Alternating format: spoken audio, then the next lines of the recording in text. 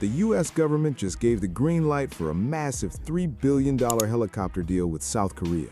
Announced on May 18, 2026, this sale of 24 advanced MH-60R Seahawk maritime helicopters is going to drastically multiply the Republic of Korea Navy's anti-submarine fleet. They're jumping from an initial target of just 12 units all the way up to a 36-unit fleet.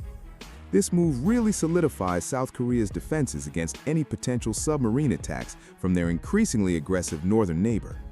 This strategic approval from the U.S. State Department comes less than 2 months after the South Korean military activated its very first MH-60R squadron at the Jinhae Naval Base.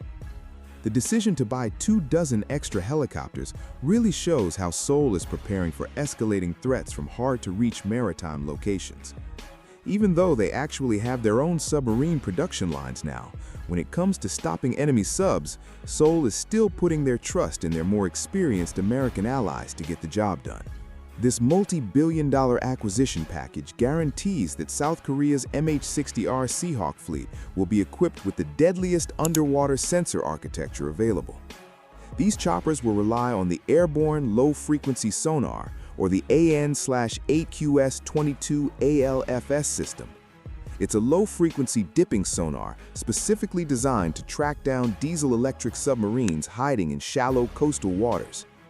This acoustic capability is paired up with the APS-153 maritime surveillance radar, which features cutting-edge tech to detect submarine periscopes even in the middle of heavy commercial shipping traffic. By combining all this sensor data, the MH-60R is trusted to independently hunt down, lock onto, and destroy underwater targets using Mk-54 lightweight torpedoes, all without needing any backup from surface ships. With a total of 36 helicopters now in their possession, the Naval Command has the absolute capacity to conduct continuous combat deployments from the decks of their KDX destroyers and Incheon-class frigates.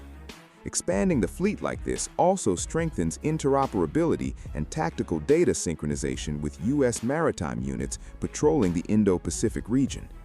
Interestingly enough, this green light was released right alongside the approval of a $1.2 billion modernization package for their AH-64E Apache attack helicopters. This combined procurement, totaling $4.2 billion, sends a crystal-clear warning signal to Pyongyang. It shows that the South Korean military is building a future combat architecture that's ready to dominate the battlefield, from the skies right down to the deepest ocean floor. That's all the information we have for you this time. We'll see you in the next one. Stay strong and take care.